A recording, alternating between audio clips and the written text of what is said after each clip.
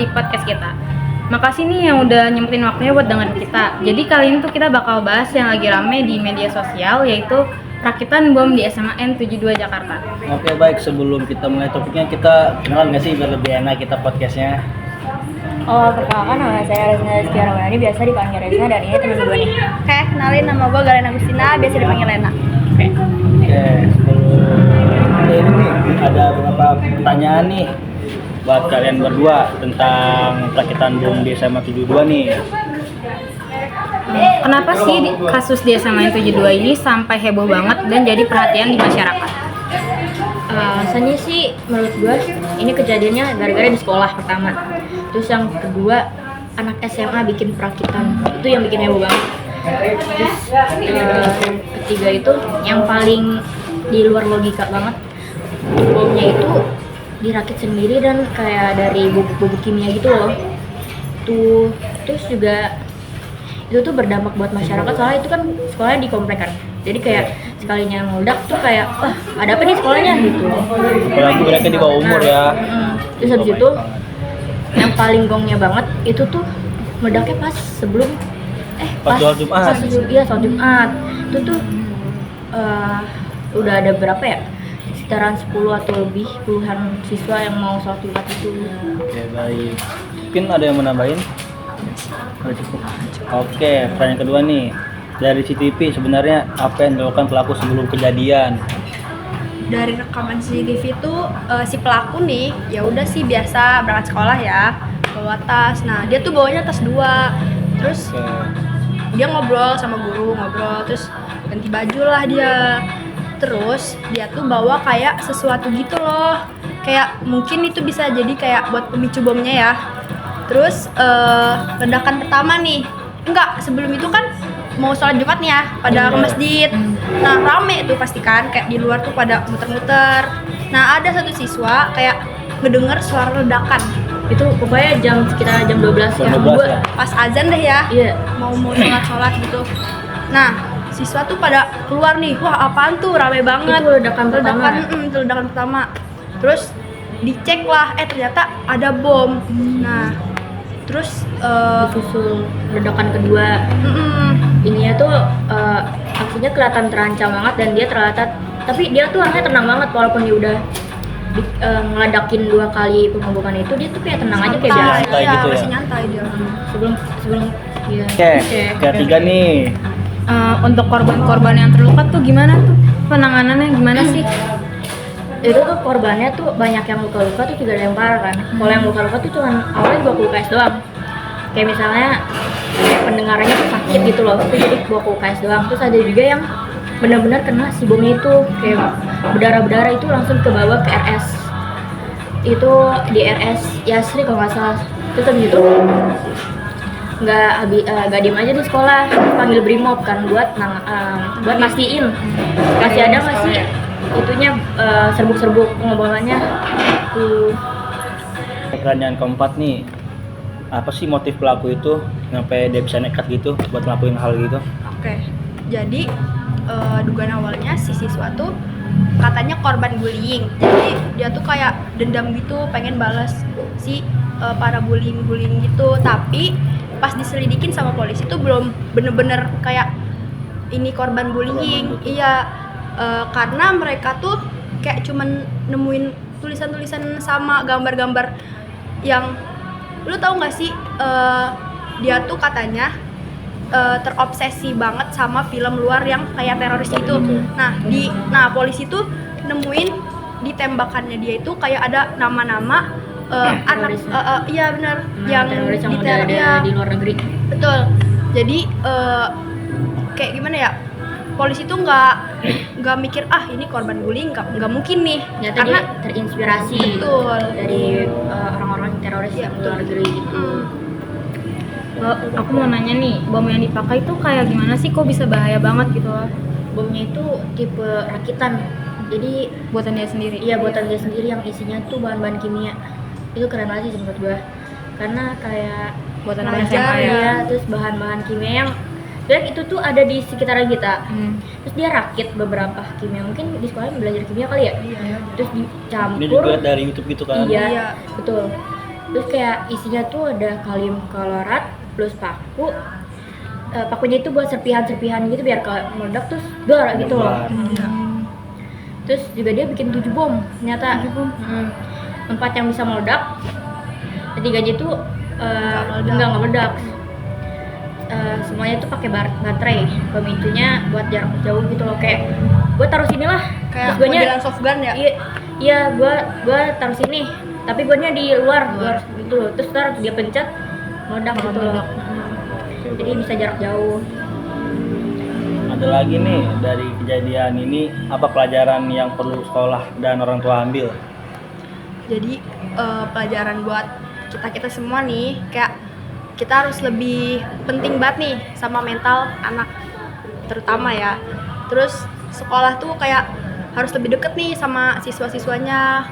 Terus karena sekolah kan bukan cuman buat pelajaran doang ya, dia juga kan buat membimbing gitu loh, biar ya deketin deh siswanya biar nggak mentalnya nggak terkena. Benar. Terus peran orang tua juga penting banget sih buat anak, apalagi kan mereka kayak 24 jam kan, harus kasih bener-bener kayak kasih perhatian. Komunikasi juga penting banget, itu kuncinya sih. Komunikasi biar kayak curhat, aku lagi ada masalah nih di sekolah, curhatnya ke dia, curhatnya ke orang tua. Terus kalau lagi ada masalah keluarga, curhatnya ke pak guru. Itu paling penting. Jadi biar lebih aware gitu lah terhadap kondisi mental fisik anak, apalagi kayak abis ke bom gitu kan sekolahnya, jadi agak-agak ngeri juga. Dari waktu kejadiannya berlangsung, gimana sih reaksi orang-orang di sekolah? Pasti panik banget sih. Soalnya kayak itu lagi rame kan, Lagi sholat Jumat ya? sholat Jumat, terus dia naruhnya juga di masjid.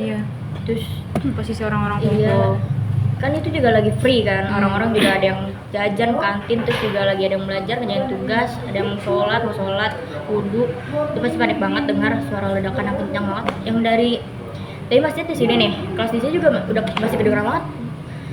Terus guru-guru juga pada panik, buru-buru evakuasi, takutnya ada yang nambah parah atau kebakaran lah gitu. Itu pun bukan cuma satu bom doang, kan ada beberapa bom yang meledak dia kan. kan bikin 7 juga. Iya, bikin 7 tuh.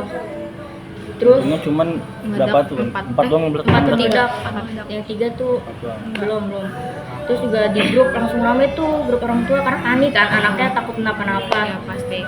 Terus sekolah juga langsung cepet buat bantuin korban, terus juga Lapor ya. lapor ke Brimob biar langsung disterilkan kan. Terus juga sekolah tuh kerjasama gitu sama aparat-aparat buat ngamanin lokasi. Soalnya kan itu di ruangan di masyarakat kan ya, komplek kan. Pasti ngaruh juga keluar sekolah.